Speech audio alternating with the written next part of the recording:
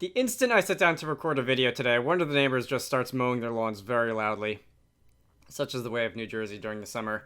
Hello all you crazy people out there, my name is Michael, I like wizards and dragons and making games, and welcome back to 3D Collisions in GameMaker. So as of the last one of these 3D collision videos, we had finished implementing all 3.5-ish of the basic shapes, that being the sphere, the axis line bounding box, the plane, and the point, which isn't really a shape as much as it's just something that'll be sort of helping us out in various ways.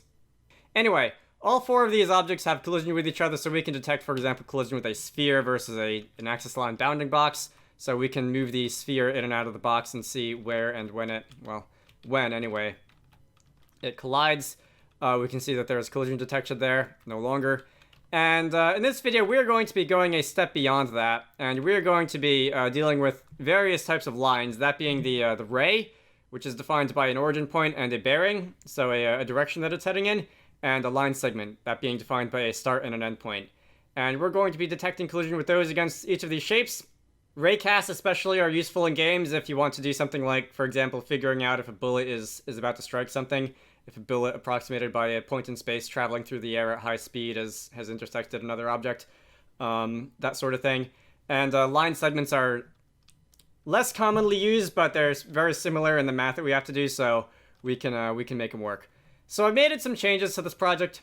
You can see some of them on the screen right now. If I hit the 4 key on the number pad or the B key on the keyboard, we can go and create ourselves a line segment in the world as a test object, and this is what we will be using to test line segments, collision with certain objects, and we can treat them like points as far as the test object goes. So we can rotate them in space, we can move them back and forth, that sort of thing.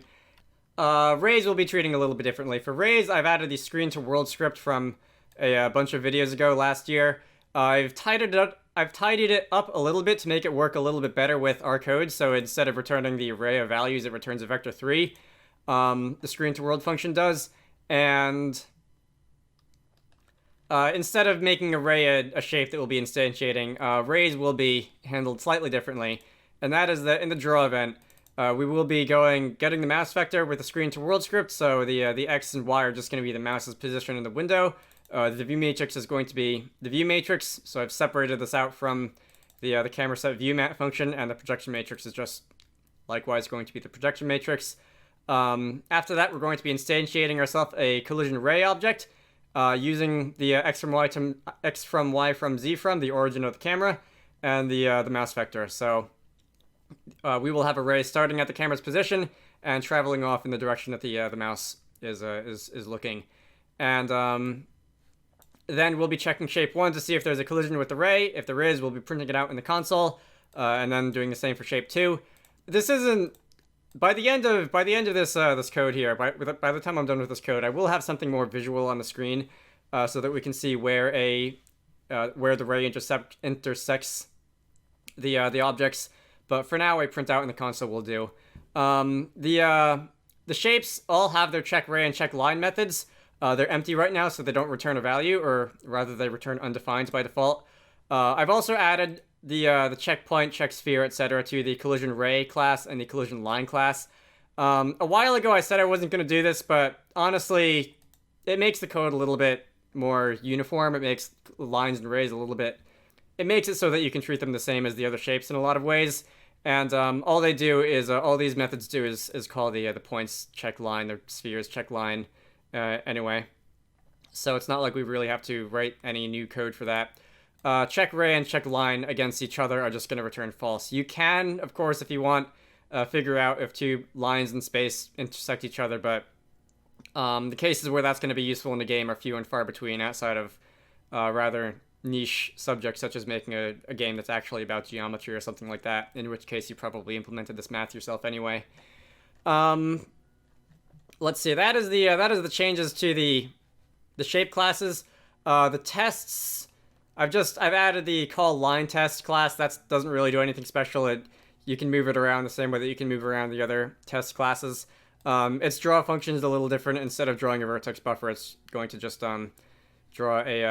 it's going to create the vertex buffer on the fly, and it's going to be just a line list instead of a triangle list between 2 points, so that it forms a line in space rather than a triangle. And that's that. Obviously, the step and the drug GUI events have been updated so that we can now instantiate the test line class. And is there anything else? I don't believe there is. I think that's it as far as updating the project goes.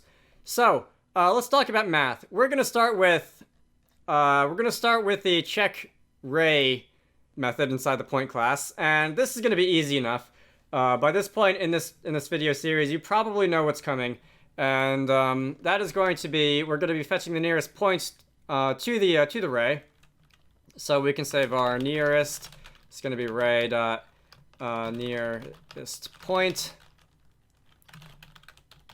to our own position, and if since points are just a single point in space and nothing more, we can say if nearest dot distance to self dot position equals 0, return true, otherwise return false. And you can do this expression in one line. You can just like return this expression without doing the if else, but for reasons that you shall be seeing later, I'm going to be specifically returning true and false for some of the other shapes against rays. So we will be, just to make this method look a little bit more like the other ones, I will be saying return true if one condition, otherwise return false. I am not going to test this code. We can just safely assume that this works because it checks out logically. If I were to test this, I would have to like try and line up the mouse cursor exactly with the point, the origin point of the world, and see if I could get the mouse cursor pixel perfect with that point. And I'm not going to try and spend like 10 minutes trying to get the mouse cursor pixel perfect. In any case, rays and points are, the utility value of that is debatable. So let's move on to spheres. So for spheres, it's tempting to do something similar to what I've done for check ab, check plane, and check sphere, in that you can just get the nearest point between the sphere's position and the ray and figure out if that position is less than or equal to the sphere's radius. But a sphere, if it intersects a plane, if a ray intersects a sphere, it's probably going to do it in two locations, one when it enters the sphere and one when it exits the sphere. And you want to make sure that you get the one that's closest to the ray origin, because like I said up here in the in point.check ray, we're later going to want to be able to get the exact point of contact and some other information about the collision between the sphere and the ray. So rather than just true false, does it intersect or not? Let's do some math. So let's start out by declaring ourselves a variable. I'm just going to call it e. E is going to be equal to self.position.sub, and we're going to subtract from the sphere's position ray.origin. So this is going to be the vector between the ray's origin and the sphere's position. E is basically just an arbitrary letter for a variable name. I don't have a better name for it, and E is just what Gabor Sauer called it, so I'm going to go with that. It's just the vector between the ray's origin and the sphere's position. Next, I'm going to define var mag squared, and I'm going to set that equal to e dot magnitude multiplied by e dot magnitude. There are going to be a couple values in sphere's check ray method which look like this, which are just a value squared, and theoretically it's faster to save this value to a variable than it is to calculate it over and over again. In more practical terms, I think it's a little bit easier to read if you aren't doing a million math expressions like this in this function, and you instead save the values to variables which have helpful names. You could also, if you want to, instead of saying e.magnitude times e.magnitude, you could just use the power function to raise it to the second power. That is also theoretically slightly faster because you're not calculating the same thing twice, and you're just using a power function. But once again, I think this reads a little bit more neatly than the alternative, so I'm going to be going with it. This is going to be the square of the magnitude, so the square of the distance between the ray's origin and the sphere's position. Next, var r squared is going to be just the square of self.radius raised to the second power. If you take literally what I just said, you might accidentally come up with radius to the fourth instead. Next, of our e.d, based on the name, you should probably guess what this does based on the naming convention I've used for dot products elsewhere in the series. This is going to be e.dot_product against ray.direction. This is arguably the most important line in this method, which is a little bit weird to say because every line in this method is important, because if you didn't have them, it just wouldn't work. But we are now getting the dot product of the ray's direction compared to the distance between the ray's origin and the sphere. If the ray is to hit the sphere, the dot product between it and the sphere needs to, if you were to draw a diagram of it, the ray needs to be within the cone formed by the ray's origin point and the sphere's radius. And this dot product is going to be used to figure out whether or not the ray is within that cone. Or at least this line is about half of that calculation. The other half I'm going to call var offset is going to equal r squared minus, in parentheses, mag squared minus, in parentheses again, e dot d times e dot d. Two close parentheses. This again, this is a value squared, like I said I was trying to avoid a minute ago. I am not going to raise the dot product here to the second power because later on, for something else regarding figuring out the hit information for the raycast, I will need just the value itself without being raised to the second power, so we'll leave that one alone. And lastly, if offset is less than 0, return false. So if this value here is less than 0, then the ray's direction has it go in a direction that is not towards the sphere. Otherwise, return true. And we should be able to test this. We should be able to run the game, and I should be able to have the game crash because... Okay, what line is this? This is 207. That's probably... Did I change something by accident? I don't think I should have changed anything down here. Oh, in nearest point. Okay, so this has been lurking here for pretty much the entirety of this series, and I just didn't notice because I haven't actually used it for anything yet. This needs to be self.direction rather than ray.direction, because this is object-oriented programming. Self is the ray. Alright, I can run that again. And now we have a... If I can, like, get the mouse cursor exactly in the right location, I could... Oh, cool. That actually wasn't that bad. I see it's popping up in the console down there. I was expecting if I were to test that to just wave the cursor around for 5 minutes before giving up and going home. Anyway, let's set shape 1 to the sphere, and let me pause that so we can see a... clear the console window as it was, and now when I move the mouse cursor over the sphere, we should have a collision detected between the ray of the mouse cursor and the sphere. And it's gonna keep going. If you want it to, you can rotate around and it still should detect collision. Okay, so ray sphere works. That's great. Ray sphere. Next, I'm going to ignore checked line once again. We're going to move on to ab versus ray. So axis-aligned bounding box versus ray is going to be by far the ugliest code that I'm going to write today. It's not complicated, but there's going to be a lot of it, and it's probably not going to be very visually appealing if you're one of the people who cares about elegance in programming. So let's start by getting the minimum and maximum points of the axis-aligned bounding box, and those are going to be the corners of the box.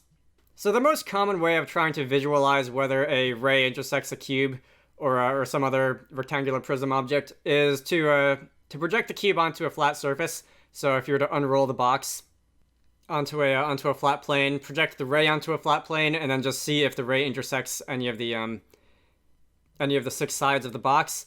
If you were to look at this diagram, it looks simple enough, but writing the code is honestly a chore. So let's get going. First, I'm going to set up a couple variables. One is going to be var ray. X is going to be ray.direction equals 0. This is going to be a conditional statement. So if the ray's direction dot x, is equals to 0, we are going to set ray underscore x to 0.0001. Else. So the else statement of the conditional we're just going to get ray.direction.x. And we're going to do the same thing for y and z. This is, in case you have not guessed, this is because we are going to be dividing by the raised direction.x, the raised direction.y, the raised direction.z for something in a minute. And we do not want to divide by 0 because that would just make everything completely break. So instead, if the x component of the raised direction is equal to 0 exactly, we're just going to set it to an arbitrarily small number, which is small but not quite 0. And the same thing for the other components. So we're just going to get that out of the way. Next, of our t1 is going to be equal to box min.x minus ray.origin.x divided by ray underscore x. This is where we're going to be doing that division, and where we would have had a divide by 0 if any of the components of this array were equal to 0. T2 is going to be box max.x minus ray.origin.x divided by ray underscore x. T3 and T4 are going to be the same for box max.y minus ray origin.y and so on and so forth. We're just going to be using the z component, the z-axis, the y-axis here, and var T5 and T6 are going to be the z-axis.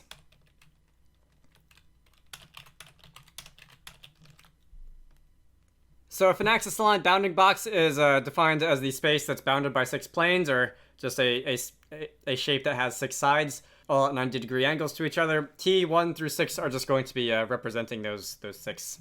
So the minimum x, the maximum x, the minimum y, that needs to be min.y, the maximum y, the min.z, and the max.z. So if you're following along, if you want to just double check this real quick, box min.x minus ray origin.x divided by ray x, box max.x minus ray origin.x divided by ray x, box min.y, ray origin y, ray y, max y, ray origin y, ray y, min z, ray origin z, ray z, max z, ray origin z, ray z. Definitely double check this, because if you're copying and pasting these lines of code like I am, because they're very similar, it's rather easy to allow simple mistakes to end up in there and cause your Raycast calculations to get a little bit weird at various times. Okay, so I'm going to need to say this line a little bit carefully because it's a bit of a mouthful, and that is that we're going to need the maximum value of the minimum of each of these T1, T2, T3, T4, or T5, T6 pairs. And when I say that, I mean we're going to use the max function. I've already messed it up. And we're going to pass it 3 values. One is going to be, and I guess I can break this up into multiple lines to make it easier to read, the minimum of T1 and T2, the minimum of T3 and T4, and the minimum of T5 and T6, close parentheses for the outer max function, and we're also going to need the opposite. So we're going to need the minimum, I'm going to call this Tmax, of the maximum of these 3 pairs of values. Again, reading this out loud, Tmin is equal to the max of 1, the minimum of T2 and T1, 2, the minimum of T3 and T4, 3, the minimum of T5 and T6, and then likewise Tmax is going to be equal to the minimum of 3 pairs of values, 1, T1 and T2, 2, T3 and T4, and 5, T5 and T6. Okay. Do you hate this method already? Because I do. Next, we can actually start figuring out if anything's intersecting. We can return values. We can say if Tmax is less than 0, return false. This means that the array is going to be pointing away from the shape. And if there's an intersection, it would be behind the ray, which is no good to us. If Tmin is greater than Tmax, return false. This is just going to be if there's no intersection at all. All these calculations here are going to spit out nonsense values. Otherwise, if the ray is not pointing away from the axis-aligned bounding box, and if the ray is not intersecting with it, then all that remains is that there is indeed a collision. So that is going to be check ray against an axis-aligned bounding box. So let's run the game again and test this. I was thinking, when I started this video that I may be able to squeeze in the Raycast hit information. So the other stuff that I wanted to do to these methods within this video, but this is taking longer than I was hoping it would, so it's not looking like I will be.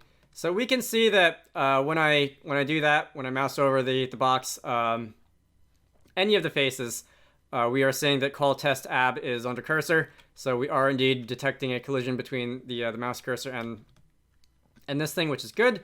We can draw a line through this thing. We can shoot shapes. We can shoot bullets through it, which I'm sure at least some of us would more or less like to do after having to write this gross, awful-looking bit of code. On to greener pastures. Plains and rays. Let's see. On my notes, I need to scroll down a little bit, and we can get to plain.checkRay. Okay, so the key thing to remember about plains and rays is that the ray is only going to be able to intersect the plane from one side, from the front side, so the side that, if I were to run the game again, backface culling is turned on in this test, so if I were to instantiate a plane, one side is filled. If I were to look at it from the bottom, this is not filled, so we are only going to be able to detect collisions between the plane and a ray if the ray is hitting it in this direction, from the top. And if we were to hit it from the bottom, from down here, we will not be detecting a raycast hit. So planes are sided. The other shapes don't really get that treatment, but planes are a little bit special in some ways, including, by the way, I forgot to mention this at the beginning, that for several times now, when I've had to change the code for visualizing the plane because there were slight errors in it, and I got to spend like 15 minutes trying to figure out why the plane was not actually being drawn in the location that the math said it should have been being drawn. And before I sat down to record this video, I got to do a little bit of bug fixing in the test class that drew the planes to make sure that it was being drawn in the right place. So at the beginning of the video, if you're following along, if you copy the changes that I made to that test class out of the GitHub repository for this project, which I recommend you doing because typing it all out by hand would be omega tedious. Make sure that you also grab the changes to the plane, because that's going to be relevant. Anyway, we can start off by saying our d.n is going to be a dot product between ray.direction dotted against self.normal. A solid starting point for this plane versus ray calculation would be if the normal of the plane, the direction of the ray, are pointing in vaguely opposite directions. So if the dot product of one against the other is less than or equal to 0, then the shapes will intersect. If the dot product is exactly equal to 0, that means that the ray is parallel to the plane, and it will never intersect. Although I suppose you could argue that if the plane's distance from the origin is the same as the ray's distance from the origin, and they're parallel, you could argue that that is a collision, but that's up for you. That's up to you. I won't be.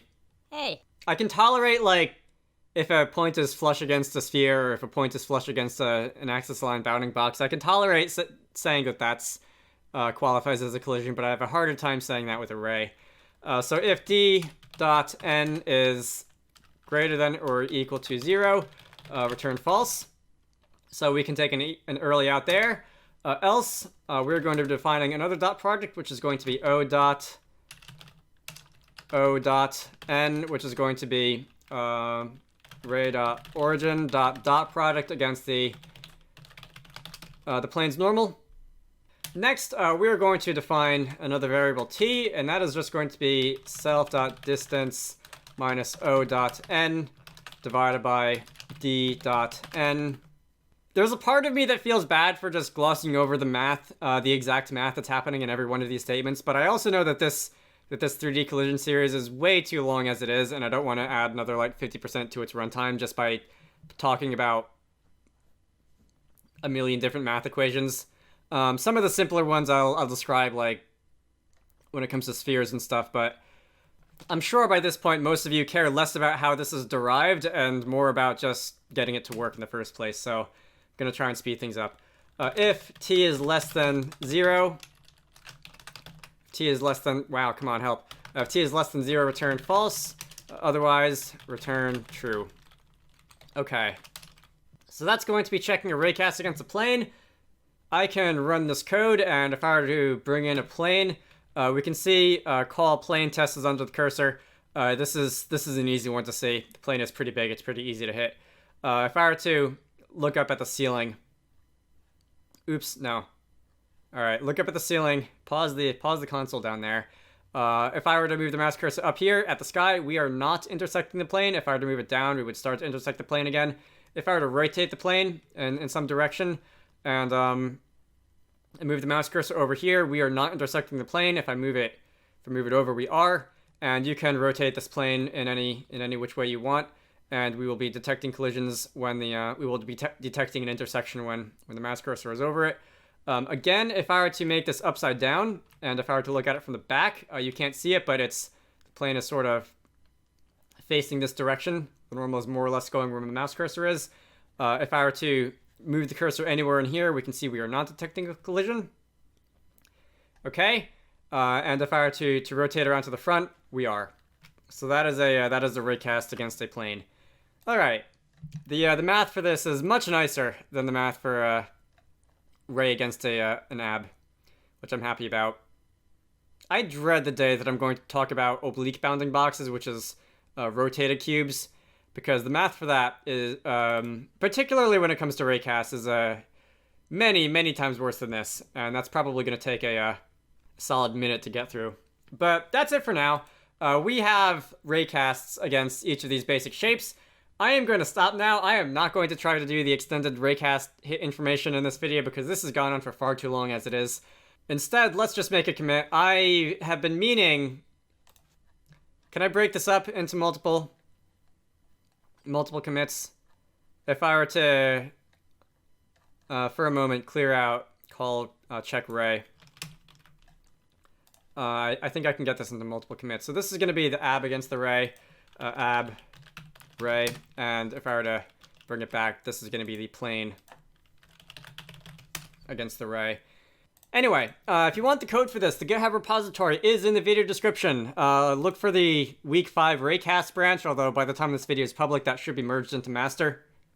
Even if you're following along and writing the code yourself on the side, I do kind of recommend going and looking at the repository, especially if you're writing your own test cases like this, because, again, if you're writing your own test cases and you're doing something like this, it will really just be extremely tedious to type this out yourself if you don't have to.